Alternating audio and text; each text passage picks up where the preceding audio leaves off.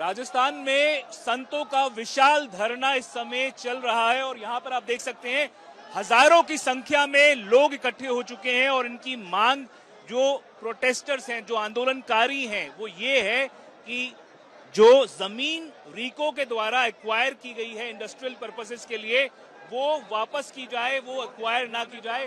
संतों का यह मानना है कि ये जमीन जो है उनके पूर्वजों के लिए पवित्र है, पायस है और इसी को लेकर यहाँ पर हनुमान बेनीवाल, नागौर के सांसद और राष्ट्रीय लोकतांत्रिक पार्टी के अध्यक्ष भी धरने स्थल पर पहुंचे हैं और इन संतों के साथ खड़े होकर इन्होंने आह्वान किया है, सरकार को कहा है कि ये जो फैसला लिया गया है जमीन को रीको को सौंपने का, उसको वापस किया जाए। हनुमान जी, अभी तक सरकार इस मुद्दे पर टस से मस होती हुई लग नहीं रही है, क्या आपका इसको आगे को लेकर प्लान? उखाड़ के फेंक देंगे, जितनी होगा लड़ेंगे, जंग लड़ेंगे। अब ये जंग का समय है, हम कूच करेंगे 1 घंटे बाद राजधानी की ओर, रीको कैंसिल कराएंगे, चाहे कुछ भी हो जाए, चाहे कितना लंबा आंदोलन चले, कितनी बड़ी कुर्बानी देनी पड़े, चाहे हमें जेल जाना पड़े, लाठी गोली खानी पड़े, हम इस सरकार को झुकाएंगे। और जो मूर्खों की सरकार जो ये बनी है राजस्थान के अंदर, दुर्भाग्य से साधु संतों ने सरकार बनाई, गायों के जिस तरह जैसलमेर में कंकाल मिले, कानून व्यवस्था वेंटिलेटर पे, महिलाओं पे बलात्कार, अत्याचार, थाना तहसील एम्बुलेंस के अंदर जिस तरह रेप की घटनाएं हो रही, जिस तरह इनके 1 दर्जन से ज्यादा मंत्री अखंड भ्रष्टाचार के अंदर डूबे। सरकार नाम की चीज नहीं है और कांग्रेस भारतीय जनता पार्टी की गोदी में बैठी हुई है। पेपर लीक के मामलों में जेल में कोई नहीं डाल दे, इसलिए सब जाके भजनलाल से मिलते हैं और भजनलाल को कोई नॉलेज नहीं है, इसलिए हमने एक उपाधि भी दी कि मूर्खों के राजा है। तो मूर्खों के राजा करने के बाद इसके अंदर सारी बात आ गई। अभी 1 घंटे बाद हमारा कूच का कार्यक्रम रहेगा, अगर हमें कोई रोकेंगे तो उस समय देखेंगे आगे, तो राजधानी में जाएंगे हम हाईवे होते हुए। आपके तेवर बहुत आक्रामक लग रहे हैं, पर आपके साथ ये लोग, हाँ, वो खतरनाक लोग हैं सारे, मेरे साथ मजबूत लोग हैं और लड़ने वाले लोग हैं, पीछे हटने वाले नहीं कोई। बीजेपी की सरकार है, बीजेपी को ट्रेडिशनली संतों की पैरवी करने वाली पार्टी माना गया है और उस पर ये फौज मार कप्तान है भजनलाल अशोक गहलोत की तरफ, अपनी फौज को मार के खा रहा है। जैसे गहलोत अपने नेताओं को मारता था, ये भी अपनी पार्टी को कमजोर करा, ये काम है इसका। और दिल्ली वाले राजस्थान को सीरियस नहीं ले रहे हैं, पढ़ रहे हैं तो जैसा है, बाद में देखेंगे। अभी तो बंगाल की जीत की खुशियां मना रहे हैं, लेकिन यहाँ कोई ध्यान नहीं दे रहा और अधिकारी सरकार चला रहे हैं और अधिकारी जितना कहते हैं उतना ही वो करता है। सरकार से संवाद शुरू हुआ है, क्या वार्ता हुई? मेरा कोई संवाद नहीं हुआ, साधु संतों ने कल बात करी थी, 1 घंटे का अल्टीमेटम हमने दिया है, 1 घंटा सरकार का है और अगला टाइम हमारा है। तो मेरे साथ में कुछ साधु संत भी यहाँ पर मौजूद है, क्या नाम है सर? जी, गणेश महाराज। और ये बताएं कि यहाँ पर आप लोग धरना दे रहे हैं, कब से धरना दे रहे हैं और जो 500 बीघा से ज्यादा की जमीन जो है उसको लेकर क्या सबसे बड़ा मुद्दा है जिसको लेकर पिछले 45 दिनों से हमारी संत परंपरा, दादू परंपरा के यहाँ तप रहे हैं और ये अंतिम जो है पड़ाव पर विषय आ चुका है। अब हम किसी भी स्थिति से पीछे हटने वाले नहीं हैं।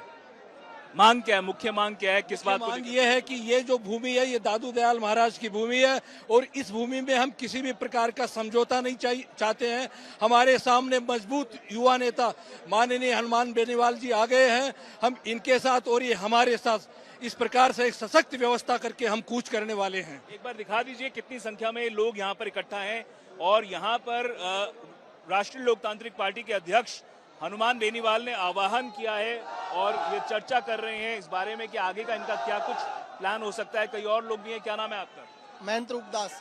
तो आप यहाँ पर रोजाना आ रहे थे पिछले करीब 40 दिनों से? मैं चरखी दादरी हरियाणा से आया हूँ। देखो, इस जंगल में ना हजारों मोर थे, जीव जंतु थे। अब मोर तो राष्ट्रीय पक्षी है, वो सरकार ने मरवा दिया यहाँ पर पेड़ पौधे कटवा के, आज उनको जगह नहीं है। खेजड़ी के पेड़ कटवाने का? खेजड़ी के पेड़ भी तो, यहाँ हजारों तरह के जीव जंतु थे, पक्षी थे। राष्ट्रीय पक्षी मोर को मारने पर सजा है, सरकार ने स्वयं मार दिया, सरकार खुद को क्या सजा देगी? दुख का विषय ये है। सरकार से कोई वार्ता हुई? नहीं, अभी कोई वार्ता नहीं हुई सरकार से जी। आप देख सकते हैं तमाम, एक बार पैन करके दिखाइए, तमाम साधु संत समाज से जो यहाँ पर आए हुए हैं लोग। और सर एक बार नाम सर ये बताएं कि सरकार इस मुद्दे पर टस से मस हो रही है क्या? अभी तक जो वार्ता हुई है क्या कि बिल्कुल भी सरकार की तरफ से कोई संवाद हुआ है? जी, सरकार के नुमाइंदे 2, 4, 5 बार आके गए, हम खुद सरकार के पास 10-5 बार गए, पर सरकार ये कहती है कि हम और सब कुछ कर देंगे पर रिको नहीं हटाएंगे। और हमारे साधु महात्मा कहते हैं कि हमें रिको की आवश्यकता नहीं है, ये संतों की भूमि है, साधु संतों की भूमि है। यहाँ मोर पक्षी, जो राष्ट्र पक्षी कहते हैं मोर, आज वो मोर बेघर हो गए हैं। इसलिए साधु संतों ने जब सरकार ने सुनी नहीं, तब साधु संतों ने निश्चित किया है कि हमें धरना करना चाहिए और ये धरना अब कूच में भी बदलने वाला है। तो आप समझ सकते हैं इस मई की भीषण गर्मी में 40 दिन से ज्यादा हो गए हैं इन साधुओं को यहाँ पर धरना देते हुए। दिन हो, दोपहर हो, सुबह हो, शाम हो, रात हो, ये साधु यहाँ पर डटे हुए हैं इस मांग को लेकर कि जो जमीन उनके पूर्वजों के लिए पवित्र है, जहां पर कहा जाता है कि कई साधुओं ने समाधि ले ली। समाधि की बात कही जाती है कि कई साधु समाज से कई साधुओं ने इस भूमि पर समाधि ली है। इस बारे में बताएं और बताएं कि सबसे बड़ा ये मुद्दा संत दादू दयाल जी महाराज समाधि ली नहीं, समाधि की चर्चा, यदि सरकार अगर ये रिको नहीं हटाती है तो हमारे संत यहाँ समाधि लेंगे, क्योंकि हमारी परंपरा है। संत दादू दयाल जी महाराज 450 साल से यहाँ रहे हैं, तपस्या की है उन्होंने, इसलिए संतों ने 5-6 संतों ने यहाँ समाधि लेने की सोची है। अगर ये सरकार नहीं देती तो फिर समाधि लेंगे संत। पहले कहते थे कि आज से कई वर्षों पहले कहा जाता है, कई लोग कह रहे हैं कि यहाँ पहले हमारे शव रखे जाते थे, जो भी शरीर छोड़ता था वो हमारे यहाँ पहाड़ में रखे जाते थे। 450 साल पहले हमारे जल दाग या मिट्टी दाग नहीं हुआ करता था और हमारे शरीर वहाँ रखे जाते थे। जैसा कि हमारे दादू जी महाराज ने कहा है कि हरि वज साफल जीवन पर उपकार समाये, दादू मरना तहाँ बोला जहाँ पशु पंखी खाए। यह लाखों जीव जंतु पक्षी थे, उन पक्षियों के लिए मृत शरीर को रखे जाते थे ताकि मृत शरीर को पक्षी भक्षण करके अपना जीवन तर्पित कर सके, और आज उन पक्षियों को यहाँ से खत्म कर दिया सरकार ने। तो ये बता रहे हैं कि कई साधुओं के शव यहाँ पर रखे जाते थे और यहाँ पर ये जो जमीन है ये इसको बेहद पवित्र माना जाता है इन साधु समाज के द्वारा।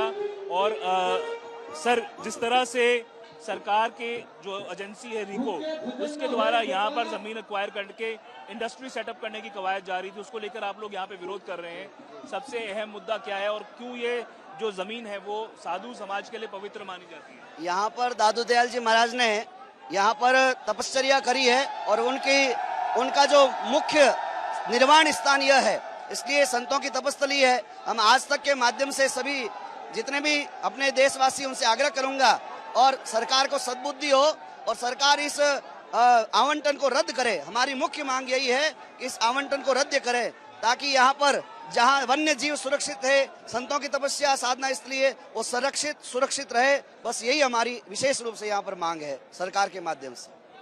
आप क्या कहना चाहेंगे? आप यहाँ पर आए, मैं ये कहना, कब से आप लोग यहाँ आप यहाँ पे? हम यहाँ 2 महीने से लगातार ये जो धरना हम लगातार कर रहे हैं। मेरा सरकार से एक ही विनती है, यदि जन हानि हो गई, ये कूच कर रहे हैं, कुछ हो गया, साधु हैं, संत हैं, महात्मा हैं और इतनी पब्लिक है, संभल जाइए। कुछ नहीं हुआ, अपनी नाक नीची कर लीजिए और अभी भी कुछ नहीं हुआ, रिको को निरस्त कर दीजिए और इन संतों की और सरकार इनकी बात मान लीजिए। तो जयपुर में जहां पर सरकार बैठती है उस तरफ कूच करने का फैसला लिया है संत समाज के लोगों ने, अगर सरकार उनकी बात को नहीं मानती है तो। कैमरा पर्सन निखिल शर्मा के साथ देवंकुर वधावन।